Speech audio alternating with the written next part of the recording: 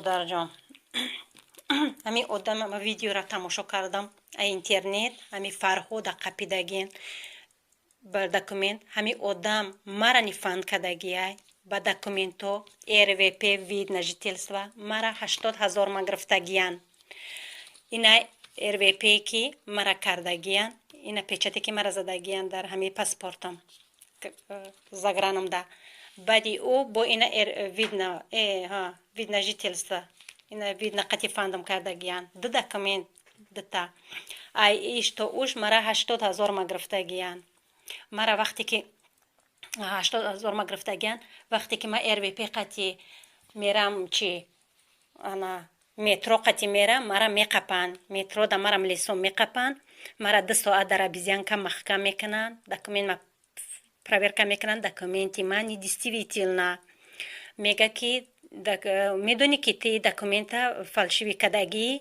تا سروک 2 ساله تو 2 ساله ترا میشنونن ملیسا میگه ما دیگه ای ترس من نمیدونم چیکار کنم مرا 2 ساعت محکم میکنن بعدی او خیلی بعد التماس زورا میکنم مرا هوی بتین میگم انا 2 ساعت میشنوننم خیلی ایسوسیسون کیسوما سومکما проверка میکنن مقصد پول داری و مورا نمیتی گفته چی نگاه میکنم من خیلی در یگم جو کار نمیکنم در برم پول ندارم کارچی ما بعد میگم مرا خیلی سر بتین میگم چی میکنم انا میورم خیلی میتم پول تونن با من هوی میتم بعد 2 ساعت مرا بیزیان که هوی میتن من میخیزم میام پگاه سهرش قطعی چی میرم پاسولستوا میرم در پاسولستوا با ایسری نو در 14,000 دیگه با پاسپورت میکنم پاسپورتی ایسری نو با پاسپورت میکنم انا نه پاسپورتی که نو کردم مرا ای فرهاد در 15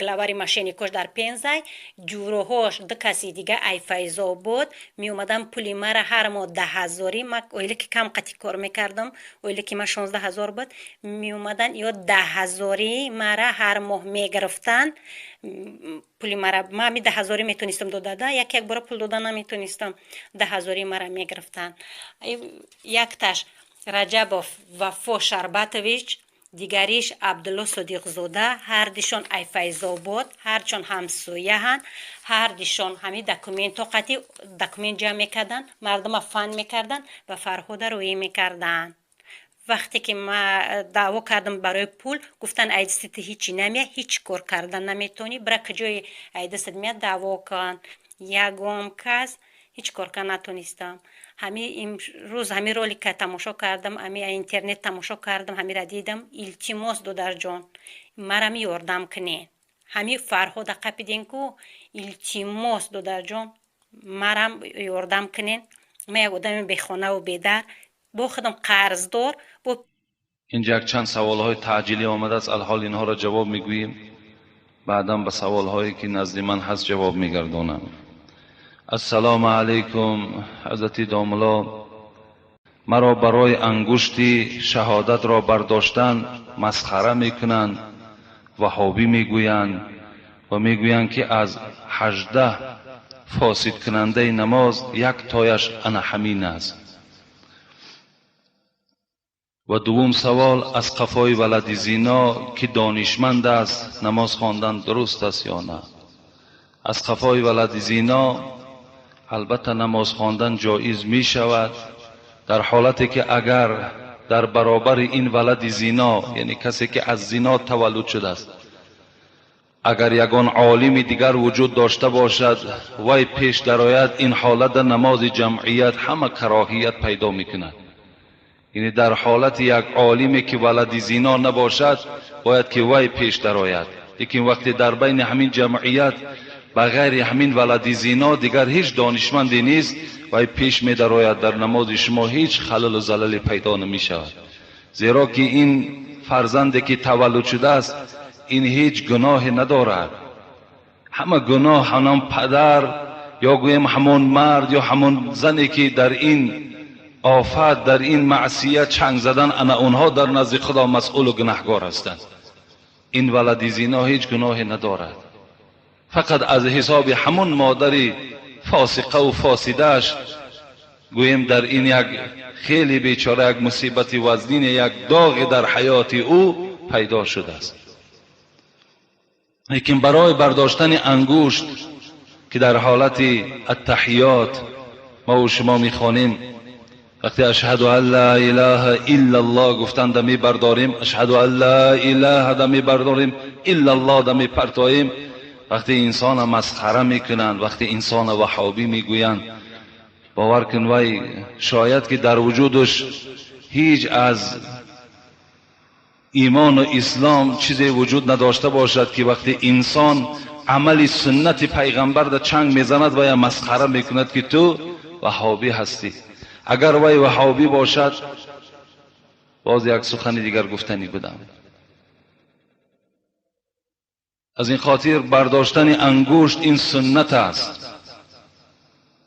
انگشت ها را بردارین. من یک بار دیگر در این موضوع گفته بودم، کسی می بردارد ثواب میگیرد، کسی نمی برداری به همون انسانی که انگشت چمی بردارد خلل نرسان، خلل نرسان، زیرا تو علم نداری. اگر تو علم داشته باشی مرحمت بیا نزد ما. کجا در 18 فاسد کننده نماز در برداشتن انگشت است؟ اگر در کدام کتابی هم که باشد این سند ندارد، این قول رد است، این دلیل ندارد در فاسد کننده نماز برداشتن انگشت باشد. وقتی که 35 36 حدیث پیغمبر خدا در باب برداشتن انگشت باشد، این از کجا از فاسد کننده است؟ وقتی پیغمبر خدا میگه هی اشد علی الشیطان من الحدید، وقتی این حدیث پیغمبر خدا همین برداشتن که شما میبردارین انگشت اشهد ان لا اله که برداشتین، وقتی میگذارینش همچنان است که در سر شیطان شما با یک آهن زده باشین. اینقدر ثواب دارد.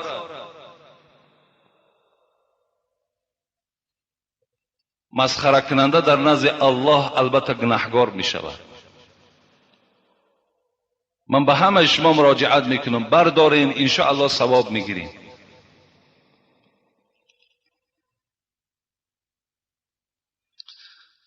السلام علیکم حضرت داملا، یک سوال دارم. اولا رحمت خدا بر شما باد و خواهان آنم که عمر با برکات نصیب شما گردد. حالا بسیاری ها بعض دینداران چاروای گوسفند، گاو و بوز مانند اینها را به مزارها برده در حق آنها قربانی میکنند.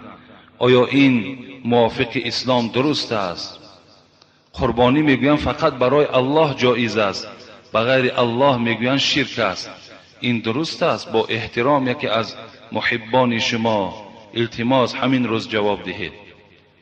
من جمعه گذشته در این باب شما صحبت داشتم و باز چند جمعه پیش گفته بودم که اگر کدام از شما اگر یک چاروای را گرفته نزد مزار میبرین و به نام مزار وقتی که ذبح کردین، والله که وای دیگر چی گوشتی خوک خورید چی گوشتی وای خوری، هر دش در حکم برابره. به نام انسان ذبح نمیکند. ما گفته بودیم، باز میگوییم که چارواها را فقط به نام الله ذبح کنید، فقط به نام الله. حتی اگر یک آدم داملای شناخته شده برای شما حتی خانه شما آید به نام وی هم که ذبح کنید و یک گوشتش حرام است و خوردنش جایز نیست. فقط انسان هر یک قربانی که میکنین، هر یک مالی را که ذبح میکنین، فقط بسم الله الله اکبر. ما از حساب همین مزارها اینقدر ملامت ها شنیدیم، لیکن میلش باز میگوییم من فقط میخواهم که شما زیارت درست به جا بیارید. باز میگویم من به مزارها، به اون حضرت هایی که در این وادی های ما و شما خوابیدن، من به اونها سر به سر نمیشوم. اونها هم یکی از دوستان خدا هستند، اونها هم خدمت کرده در راه اسلام هستند. لیکن از این طرزی که شما عبادتشان میکنید، از این اونها ناراضی هستند. شما درست زیارت کنید، یک آیت خانه در حقش بخشید روی تمام. با طواف او، با بوسه کردن او، از او حاجت طلب کرد، اینا شرک به الله میشود، شما گناهگار میشوید. که جمعه گذشته من برای شما گفته بودم که مردم راحتی آمده بودن، از 20 نفر زیاد همونها ما را گفتند که داملای چگونه زیارت از دخترها سری لوچ رفته حضرت امیرجان دیوالهاش بوسه میکنن. مهمان ها گفتم